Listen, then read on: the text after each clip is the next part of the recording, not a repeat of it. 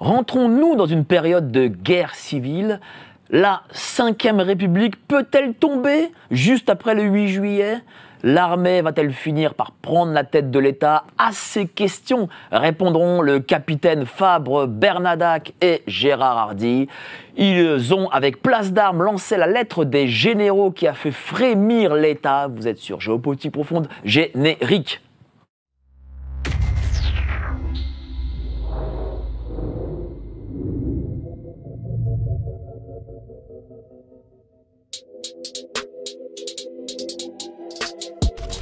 Nous sommes en guerre.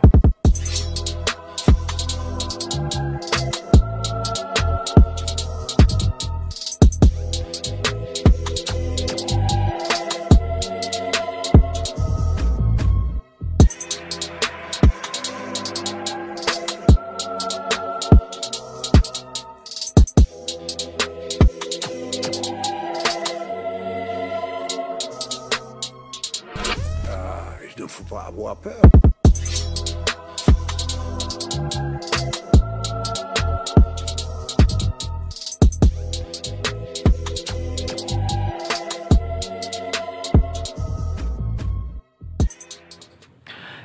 Il ne faut pas avoir peur. Bonsoir à tous, vous êtes sur Géopolitique Profonde, la chaîne qui est là pour remplacer les médias subventionnés. Alors aujourd'hui, on veut avoir l'avis des militaires sur cette séquence législative. Qu'est-ce qui va se passer? Qui va gagner? Alors bon, ça, on ne sait pas, on n'a pas une boule de cristal, mais qu'est-ce qui va se passer malgré quelques partis qui puissent gagner? Je reçois aujourd'hui, donc, je suis à ma droite, capitaine Fabre Bernadac et Gérard Hardy. Bon, vous êtes quand même ancien militaire. Oui. Je peux quand même donner un grade ou pas? Oui, moi j'ai fait une carrière de sous-officier, si ça vous va. C'était quoi, lieutenant? Non, une carrière de sous-officier, ça va de sergent à major. À major. Lieutenant, c'est au-dessus ou... C'est au-dessus, c'est juste au-dessus. C'est le juste premier grade au-dessus. de quand même que tu connaisses un minimum, là. Hein. Franchement, ouais, je suis pas très bon, là, aujourd'hui. J'ai fait carrière dans les troupes de marine et des unités parachutistes. Bon, capitaine Fabre Bernadac, vous êtes président de Place d'Armes, qu'on connaît tous. Tiens...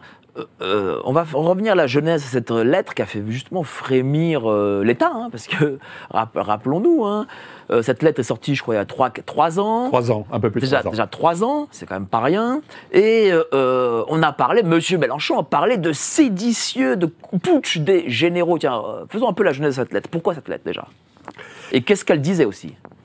Cette lettre, en fin de compte, je venais d'écrire un livre.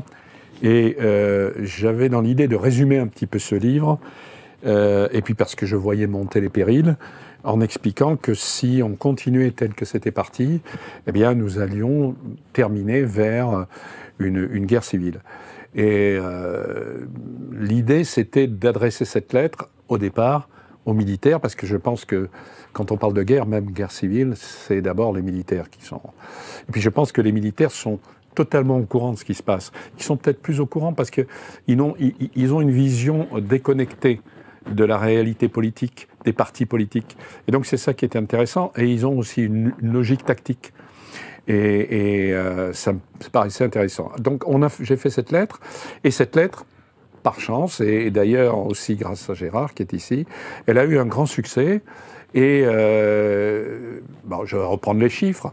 Elle a eu à peu près 27 000 militaires, dont 61 généraux, alors de réserve, hein, tout ceci évidemment, qui ont signé cette lettre, puisqu'on a demandé à ce qu'on la signe, et ensuite on est passé dans les civils, parce que les civils nous ont dit, mais pourquoi nous aussi, on ne pourrait pas avoir un avis sur cette lettre? Et donc les civils ont eu un avis, on a créé une structure spécifique pour eux, et il y a plus de 100 000 civils qui ont répondu de la même manière.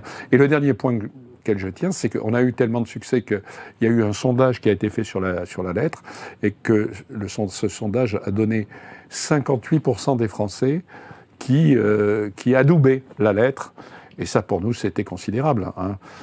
Aujourd'hui, je peux dire que j'ai 3 fois le chiffre de M. Macron de ce qu'il représente en France. Hein. Il représente à peine 20% des Français, quoi. Mais tiens, cher Gérard Hardy, pour revenir à cette lettre, déjà avant, vous sentiez que il fallait écrire, il fallait que les militaires, malgré tout, disent quelque chose? Alors en fait, juste avant que Jean-Pierre ne publie cette lettre, moi j'avais déjà fondé une structure au sein de laquelle on avait pas mal d'anciens militaires, et notamment pas mal d'anciens généraux. Et c'est vrai que ça, au moment où c'est arrivé, ça correspondait à une attente, vraiment. Les gens on aura l'occasion d'en reparler un peu plus tard, hein, on entend évidemment tous les corps de l'État, de la société s'exprimer sur l'actualité, les militaires jamais. Et je me souviens d'un des généraux qui m'avait dit, voilà, j'ai fermé ma gueule toute ma vie, maintenant, si je peux pas l'ouvrir maintenant, ce sera quand, maintenant que je suis en retraite, voilà. Donc c'est vrai que ça correspondait vraiment à un besoin d'expression de la part des anciens militaires, et puis à une attente du public. Ben justement, comment vous expliquez que les gens attendent justement cette parole militaire? Je pense que c'est simple, c'est qu'ils ne font pas confiance aux politiques.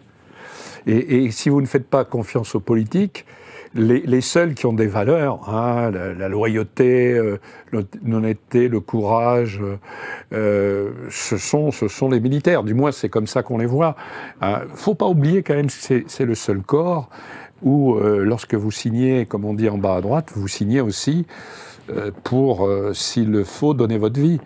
Et donc ça c'est quelque chose qui touche le civil, parce qu'il se dit, eux, ils vont jusqu'au bout. Ils sont prêts à aller jusqu'au bout. Si on leur demande d'aller jusqu'au bout, ils iront jusqu'au bout. Donc ça nous rehausse. Et c'est pour ça que c'est certain que l'histoire de France, elle est faite de coups d'État, elle est faite de militaires qui sont passés par là, hein, depuis Napoléon. Et donc c'est sûr que quand tout va mal, on va vers le père.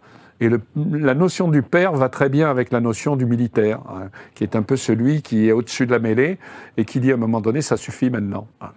Alors, dans le détail, qu'est-ce qu'elle disait, cette lettre, déjà ? En fin de compte, cette lettre, elle parlait du délitement de la France. Elle donnait des exemples de délitement de la France par rapport à la fois au wokisme, par rapport à l'islamisme, et aussi à cause de la haine qu'il y avait eu. Vous vous souvenez, il y avait eu les Gilets jaunes peu de temps avant, et en 10 ans, on en était arrivé à des forces de l'ordre on leur avait demandé de rentrer dans l'art des Gilets jaunes. Et donc, l'idée, c'était de dire, vous voyez tout ça, j'ai pas une boule de cristal, mais tout ça, ça veut dire qu'il va se passer des choses graves un jour, et qu'il faut rétablir. Hein, il faut rétablir un équilibre. Et c'est ce qu'on demandait à l'État. Nous, on n'était pas là pour dire à l'État bienvenue, chouette, il va y avoir une guerre civile. Au contraire, on était là pour leur dire attention, si on ne fait rien, nous allons vers la guerre civile. Mais nous sommes très heureux de voir que le président Macron vient de dire ce qu'on disait il y a 3 ans. Voilà. Vous étiez précurseur, quoi. On était évidemment précurseurs et en la matière, on ne voulait pas trop nous entendre à ce moment-là. On a été, on va dire, non pas ignorés, parce que l'initiative, la démarche n'est évidemment pas passée inaperçue. En revanche, on espérait un retour, une réponse des dirigeants, et la réponse, ça n'a été que du mépris. Voilà. C'est-à-dire mépris, comment ça quand on parlait de charentaise, c'est ça? Voilà. Bien sûr, des généraux en charentaise, et puis d'une initiative de factieux. Il n'a jamais été question d'être factieux ou d'être même pas révolutionnaire. C'était simplement un cri d'alerte. Alors, vous avez utilisé ce terme guerre civile, c'est quand même un terme puissant. Là, aujourd'hui, on est jeudi 4 juillet, on est en direct. Ça veut dire que vous croyez que vraiment on rentre là dans une période de guerre civile? Alors, moi, je ne suis pas comme le président de la République. Je pense que... voilà la phrase que je vais vous reciter cette phrase parce qu'elle est importante. C'était juste la fin de la lettre. Hein. On le voit, il n'est plus temps de tergiverser, sinon demain, la guerre civile mettra un terme à ce chaos croissant et les morts dont vous porterez la responsabilité se compteront par milliers. Donc c'était encore une fois une épée de Damoclès. On ne disait pas nous allons rentrer en guerre civile, nous disions attention. Moi je pense, quand je vois le président de la République parler de guerre civile, j'ai l'impression d'une personne qui ne sait pas ce que c'est que la guerre civile. Il dit n'importe quoi. La guerre civile c'est quelque chose de très complexe, qui ne se fait pas, qui n'a pas lieu comme ça brutalement par un signe de tête ou par quelques incidents qui se produisent. Il y a des explosions d'abord à répétition qui se font. Et puis il y a de l'armement qui se fait.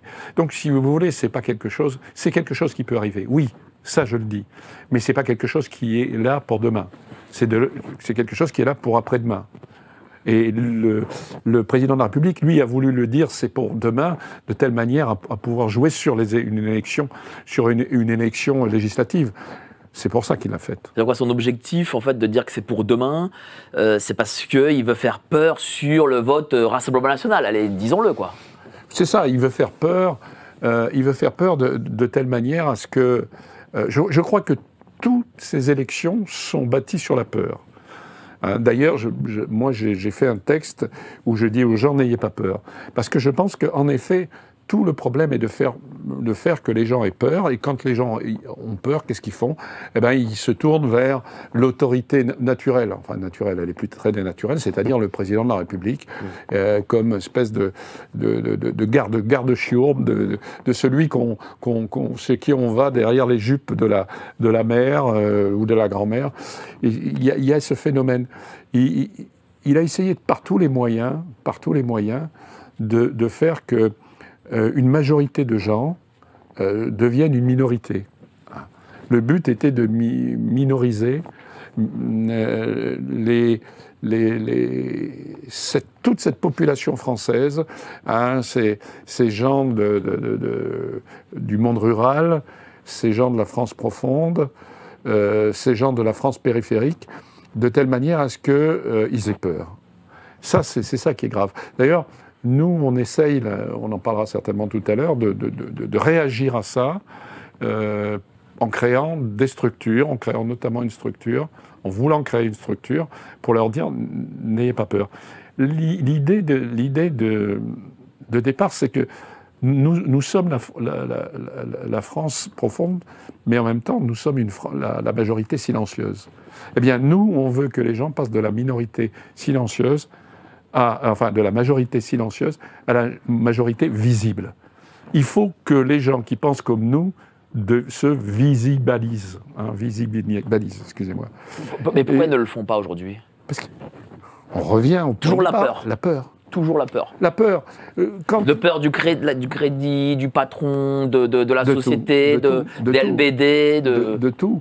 Ce qui est extraordinaire, c'est que si vous faites partie du Front populaire, je rappelle quand même que le parti communiste, qui porte le même nom que le Parti communiste d'Union soviétique, c'est 25 millions de morts, eh bien, c'est pas grave. Mais de l'autre côté, si vous voulez, il y a une peur, et la peur, c'est parce qu'ils ont compris que les rouages sont tenus par cette France, je dirais, antidémocratique qui est aujourd'hui cette France de Macron alliée à la France de Mélenchon.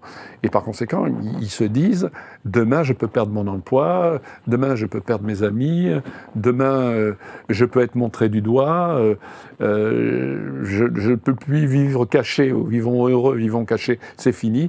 Et je crois que c'est ça. Et ça, la chose essentielle qu'on a à faire pour gagner, c'est, en dehors du problème des élections, c'est de casser cette peur. Voilà. Et on voit, cher Gérard Hardy, que cette élection, ça va être bientôt l'alliance entre les altermondialistes et les mondialistes. Mais contre les patriotes. Oui, évidemment. Là, je vais reprendre un petit peu la discussion qu'on avait avec Jean-Pierre juste avant de venir. Ces gens, en fait, on a l'impression, bien sûr, que c'est une alliance contre nature, au moins en surface. Mais en réalité, il y a quand même des choses en commun. Les deux choses principales que ces gens ont en commun, c'est évidemment la détestation des mouvements patriotes, et puis surtout la détestation des frontières. Certains par idéologie, d'autres par volonté ultra-libérale, on va dire, mais la détestation des frontières et la déconstruction de la nation. Mais vous savez, j'ai vu, avant de faire l'émission, une statistique qui date de Lionel Jospin sur le nombre d'immigrés qui venaient par an en France. Et sous Macron, il y en a 4 fois plus. Bien sûr. 4 fois plus. Mais que sous Jospin PS. Mais pour les premiers, c'est une manne, j'allais dire, électorale et idéologique. Pour les seconds, c'est une manne de force de travail.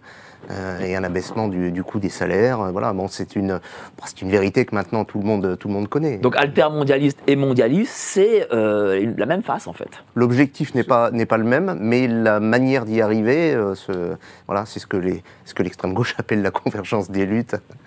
Et justement, vous croyez, cher capitaine Fab Bernadac, que l'élection peut être volée par ces gens?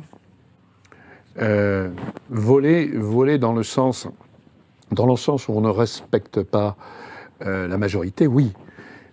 Parce que je pense que, je crois que le bloc moi ce que j'appelle le bloc patriote a fait 12 millions de voix. Je ne pense pas qu'au deuxième tour, il y ait une structure, quelle qu'elle soit, qui fasse 12 millions de voix. Donc on voit bien que c'est ce premier tour qui est important au niveau du nombre des voix. Et ce premier tour va être volé. Hein. C'est du moins ce qu'on entend de plus en plus dans les sondages et dans une réalité qui va nous arriver dimanche. Donc c'est pour ça que l'idée que nous avons, nous, c'est de laisser cette structure. Encore une fois, on n'est pas affilié à un parti politique. On est politique, dans la mesure où on est patriote, donc on a des idées, on a une doctrine, sinon on ne serait pas patriote.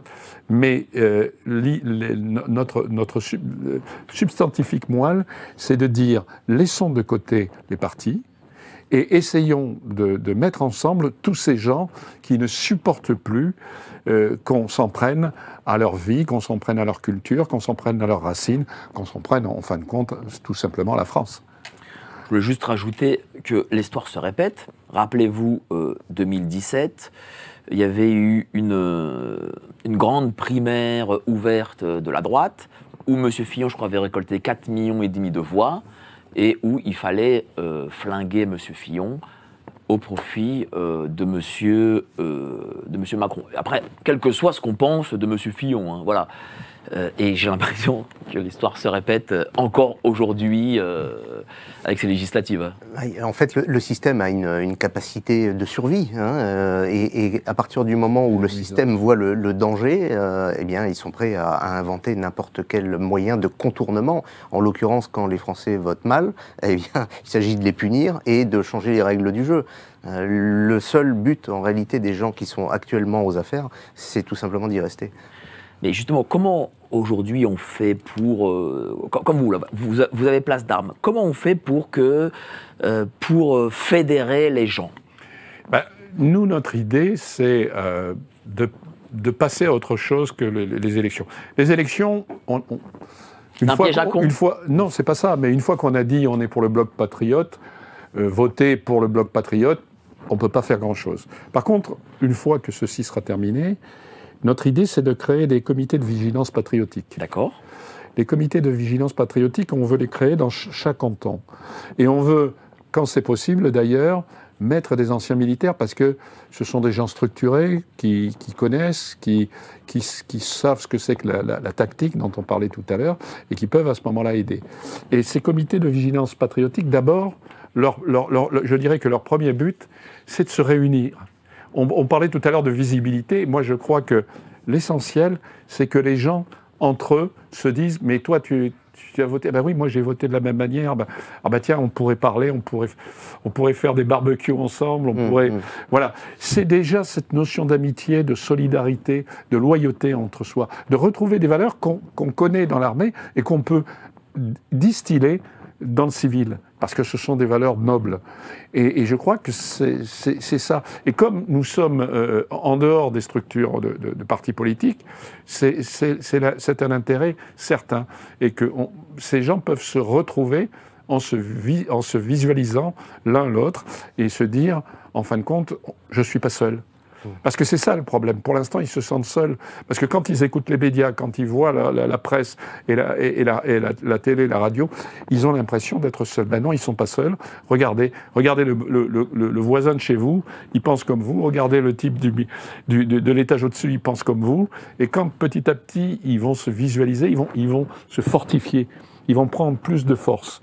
C'est pour ça que c'est le point de départ. Je ne dis pas que c'est que ça qu'on veut, mais c'est le point de départ de ces comités de vigilance patriotique. Mais est-ce qu'on vous laissera faire? Parce que c'est ça le truc.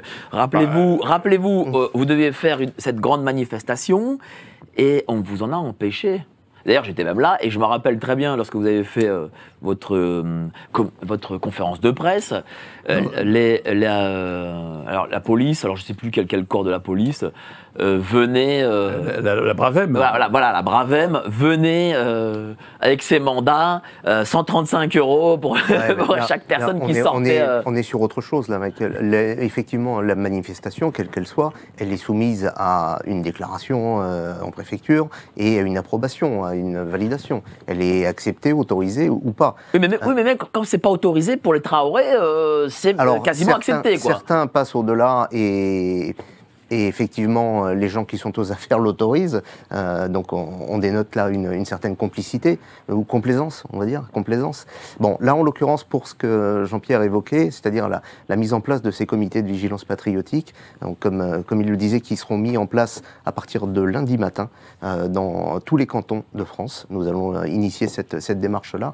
Là, on ne demande rien à personne. Il n'y a pas besoin, pour que des gens puissent se réunir, il n'y a pas besoin d'autorisation encore, jusqu'à maintenant. Voilà. Donc on est sur autre... Oui, jusqu'à maintenant. Jusqu'à maintenant. On est sur autre chose. Jusqu'à ce jeudi. Je voulais rebondir sur cette notion justement de cohésion, hein, de relation. En fait, c'est l'humain qui est au cœur de ce dispositif au départ, là. Moi, j'ai tendance toujours à dire que le premier acte de résistance, c'est le barbecue. Il faut déjà que les gens se rencontrent, se connaissent, pour avoir confiance les uns les autres et pouvoir organiser des choses derrière. Pourquoi ils ne se rencontrent pas ? Parce que, alors Jean-Pierre parlait de gens qui se sentaient seuls, et évidemment, les gens ne sont évidemment pas seuls, les patriotes ne sont pas seuls, ils sont isolés souvent, c'est pas la même chose. Être seul et être isolé, c'est pas la même chose. Or, il faut prendre conscience que toute cette population-là, elle a son mot à dire d'abord, et qu'elle pèse quelque chose. Aujourd'hui, les truchements politiques d'entre-deux tours vise à invisibiliser cette population qui est pourtant majoritaire ou en tout cas une très forte minorité. Voilà. Bon, il faut passer à autre chose. Il y a, encore une fois, les partis politiques ont leur raison d'être.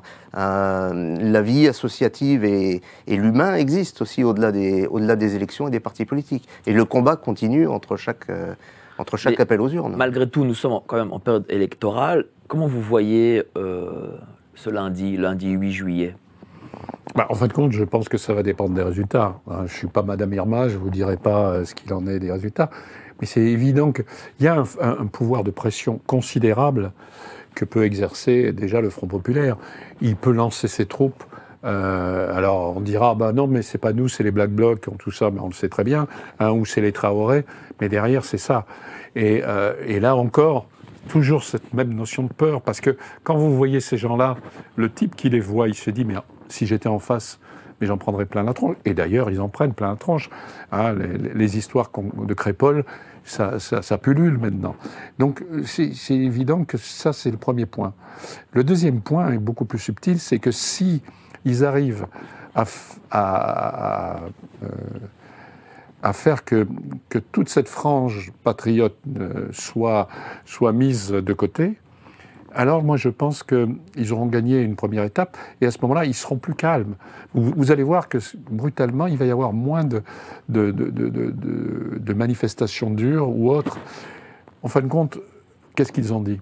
Attention, si vous votez mal, pour eux voter mal ça veut dire voter patriote, si vous votez mal, on fait descendre nos chiens de garde dans la rue. Et c'est vrai que c'est une chose que les Français sont sensibles. Comme eux, ils ont... C'est-à-dire que l'électeur, dans son isoloir, va se dire « Ouais, mais c'est possible, si je vote Rassemblement National, lundi, je vais avoir la révolution et donc il faut que j'évite ça. » Pas la révolution, mais je vais avoir des troubles, oui, absolument. Donc il faut que je l'évite. Et alors, il y a deux solutions. Moi, je pense que ça sera la solution majeure. Mais il peut y avoir aussi, parce qu'il y a un tel ras-le-bol, on le voit, le type qui dit puisque vous voulez ça, moi, je vais pas le faire. C'est-à-dire que moi, je vais, malgré tout, voter pour. On le saura dimanche soir. Mais je crains fort que cette notion de peur existe. Elle est de moins en moins vraie. Mais je pense que c'est ça qu'il faut casser. C'est cette notion de peur qui rend les gens, vous savez... c'est mettre la tête dans le sable, quoi. Je veux rien savoir de ce qui se passe. Qu'en pensez-vous ? Sur cette notion de peur, c'est une évidence, bien sûr. On a même été, je l'ai entendu pendant qu'on était en chemin, justement, j'ai entendu que même les JO pourraient être remis en cause si la sécurité n'était pas à son maximum, entre parenthèses ou entre guillemets, ça voulait dire si les résultats des élections ne sont pas conformes à ceux qui sont attendus. Voilà. Donc en fait, c'est une menace à peine voilée. Si les Français votent mal, ce sera des émeutes, ce sera la remise en cause du peu de confort qui vous reste. Bon, c'est d'un niveau qui est très contestable. Alors vous parlez de peur, comment on fait pour ne pas avoir peur? Comment on fait? On se groupe, c'est ce que nous essayons. Parce que la peur, c'est parce qu'elle est individuelle et on vous individualise. Hein. Mais si vous êtes ensemble, si vous êtes 5, 10, 20, et que si vous vous voyez, et si vous allez prendre conscience de votre force à partir de ce moment-là, vous allez prendre conscience que vous pouvez agir. Hein, vous pouvez agir sur tout ce qui est, je sais pas, par exemple, les atteintes à la sécurité, les atteintes à la souveraineté, les atteintes au niveau des problèmes d'immigration dans votre coin. Et à partir de ce moment-là, vous allez prendre force petit à petit. Vous savez, au départ, c'est sous forme d'un petit caillou, et puis petit à petit, ce petit caillou, il peut grossir, et il peut faire une barrière infranchissable, qui fait qu'à un moment donné, la France telle qu'elle est ne peut plus être submergée par, non pas, je ne parle pas des migrants, mais être submergée par toute cette propagande mondialiste et altermondialiste, hein, comme l'a dit Gérard. Mais cette propagande, elle influe, est-ce qu'elle influe encore? Parce que souvent, les gens me disent « Ah ben non, elle n'influe pas », mais moi j'ai l'impression que si. J'ai revu là les derniers sondages. Alors qu'on parlait au second tour pour les Patriotes, en gros 290, peut-être même parfois 300 députés, là on donne un maximum de 220 députés. Ça veut dire que déjà 80 de moins. Donc j'ai l'impression que ça influe, toute cette propagande. Alors ça influe d'abord. D'abord, je pense que les gens du Front populaire sont des gens disciplinés. Ils devraient avoir un côté militaire peut-être. Mais ils sont disciplinés. Quand on leur dit « vous votez pour », ils votent pour. Je crois que le problème est plus pour les têtes pensantes. Pour le lambda moyen, il reste encore l'antre du fascisme et de ce genre de choses. Mais pour les penseurs de plus loin, il est évident que pour eux, l'intérêt, c'est de casser une structure qui peut les empêcher d'aller jusqu'à la révolution. Parce que moi, je crois que ce qu'ils veulent derrière, ils parlent de 6e République, mais dans la 6e République, c'est de casser le système. C'est-à-dire ? Casser le système, ça veut dire tout simplement arriver à ce que le wokisme, le progressisme et l'islamisme, parce qu'ils sont ensemble pour l'instant, arrivent au pouvoir. Parce qu'ils ont des troupes. Et ils ont remplacé le français pauvre ou le français moyen ou le français des classes inférieures. Ils l'ont remplacé, on le sait très bien, depuis maintenant quelques années. Ils l'ont remplacé par toute cette structure, à la fois ces bobos d'un côté et ces islamistes de l'autre. Vous avez vu les résultats des élections en Seine-Saint-Denis ou ailleurs.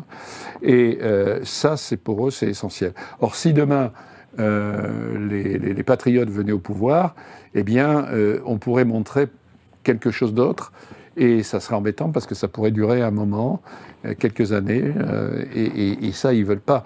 Ils veulent montrer que tout va mal, que tout fout le camp, et que par conséquent, ils sont là derrière pour impulser quelque chose de nouveau et d'actif. Ce sont des activistes. On a un clivage, j'ai l'impression, c'est France anti-France.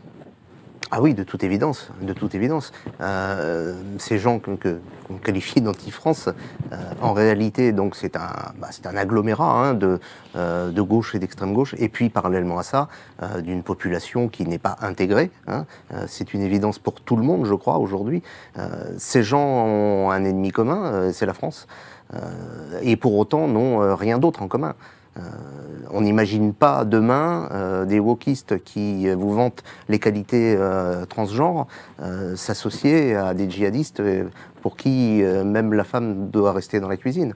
Donc ça semble assez peu compatible, tout ça. Si ce n'est, encore une fois, cette haine commune de la France et de cette vieille France qui, pour eux, est rance.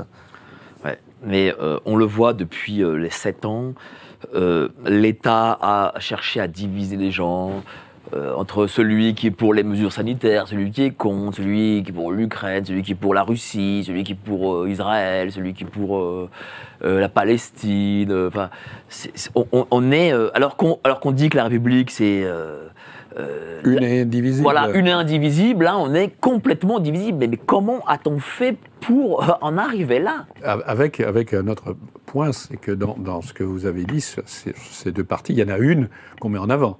On dit c'est ceux-là qui sont les bons. Hein, que ce soit le Covid ou ailleurs, c'est ceux-là qui sont les bons. Vous savez, vous avez vu que M. Mélenchon a parlé des Français de souche en disant « chouette, il y a de moins en moins de Français de souche ». Et je pense que leur but, c'est, en fin de compte, pour eux, la France, c'est un territoire, c'est tout. Et ce territoire nécessite une population qui peut être changée du jour au lendemain, c'est pas un problème, parce que l'idée essentielle, c'est l'idée de territoire. Et cette idée de territoire, elle leur va d'autant mieux que, justement, en faisant arriver des masses considérables, et vous l'avez vu dans leur doctrine, hein, dans leur programme, ils sont prêts pour des problèmes de réchauffement climatique. D'ailleurs, je vous ferai remarquer comment tous, vous savez, comme les poupées russes, tous se mettent l'un sur l'autre. Hein. C'est grâce au réchauffement climatique que l'écologie, que l'immigration, que ceci et que cela. Et donc, que doit disparaître cette France, en effet, cette France qui, elle, n'est pas simplement un problème de territoire, elle est un problème de racines. Hein, c'est comme un arbre. Et vous avez l'arbre, mais vous ne pouvez pas parler que de l'arbre si vous ne parlez pas des racines, parce que si vous coupez les racines, l'arbre n'existera plus. Et la France, pour moi, n'existera plus si vous n'avez qu'un territoire dans lequel n'importe qui peut passer à la place de quelqu'un d'autre.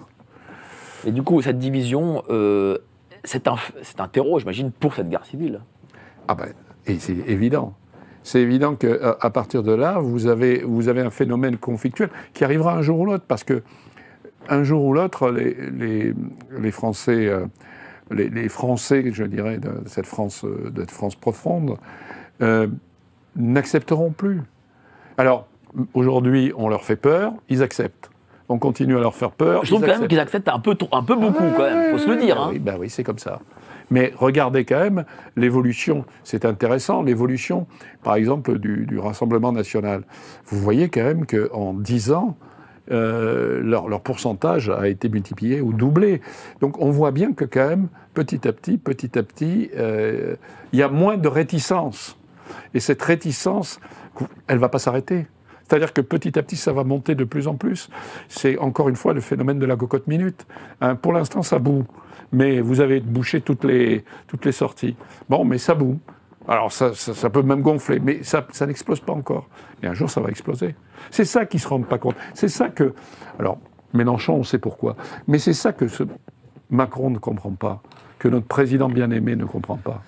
Alors, je ne sais pas s'il ne comprend pas. Je pense qu'il comprend très bien. Alors, la seule chose, c'est qu'on voit, sans faire de la politique, hein, mais on voit que M. Macron... il faut se dire les choses.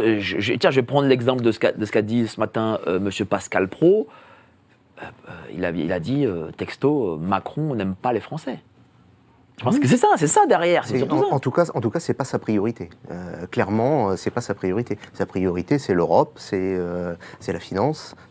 Les Français, c'est pas sa priorité. Oui, mais quand on vend des fleurons... Il s'en cache à peine. Hein. Bien sûr, mais quand on vend des fleurons, ou alors quand on dit qu'il n'y a pas de culture française, quand on parle de souveraineté européenne... Moi, j'ai jamais entendu Macron parler de souveraineté française. Hein. C'est qu'on n'aime pas la France et les Français. C'est un gros mot pour lui, ça. La souveraineté, ça ne peut être qu'européen pour lui. Ouais, encore qu'elle n'existe pas, d'ailleurs, la souveraineté européenne. C'est n'importe quoi. Le point essentiel pour moi, c'est que nous avons un chef de l'État qui n'a pas la même optique, il n'a pas les mêmes lunettes que le Français moyen, il n'a pas la même vision que le Français moyen. Le Français moyen, il a une vision hexagonale. Lui, il a une vision lointaine. Hein, il va jusqu'à la Chine. Mais en fait, il est déjà passé à autre chose. Ouais. Il aimerait bien être président d'ailleurs de l'Europe, hein, il l'a dit, et je crois que c'est une de ses prérogatives, enfin une de ses pensées. Et pour lui, la France, c'est un tout petit pays, c'est un petit truc. Faut laisser ça, voilà, c'est pas grave. C'est pour ça d'ailleurs, si le Français demain, qui ait 400 000 personnes par an ou 500 000 personnes par an qui viennent, c'est pas grave. Les uns remplaceront les autres et puis c'est tout. Pour lui, c'est un problème numérique. C'est pas un problème d'entité propre. Je crois qu'il est, voilà, là où il se rend pas compte, c'est qu'un jour ou l'autre, ça peut lui retomber dessus. Vous savez, quand il y a une révolution, quand il y a une action violente, ceux qui ont été responsables de ça sont les premiers qui prennent. Hein, on ne va pas rappeler ce qui s'est passé pour Louis XVI et pour Marie-Antoinette. Je veux dire que... Et ça, il faut qu'il fasse très attention. Parce que si un jour les Français sont majoritaires et n'en peuvent plus et explosent, le premier qui sera responsable de ça, le premier qui aura intérêt à ce moment-là, je dirais, à se calfeutrer, ça sera lui, parce que les gens vont exploser un jour. Et vous appelez à la mise en place d'un euro numérique. Absolument. Absolument. Nos élites déroulent leurs plans contre nous. Mais nous aussi on a des plans contre eux. Déjà au travers de nos émissions avec une revue de presse économique pour faire le point avec vous, puis dans notre revue mensuelle avec des analyses financières et des solutions de décentralisation, et surtout dans notre stratégie anti-CBDC. Plus de 3 heures de contenu exclusif et gratuit pour apprendre concrètement à préserver votre épargne. Au programme, protection anti-crise, anti-banque, anti-État et bien d'autres solutions. Le temps joue contre nous, mais on peut se défendre.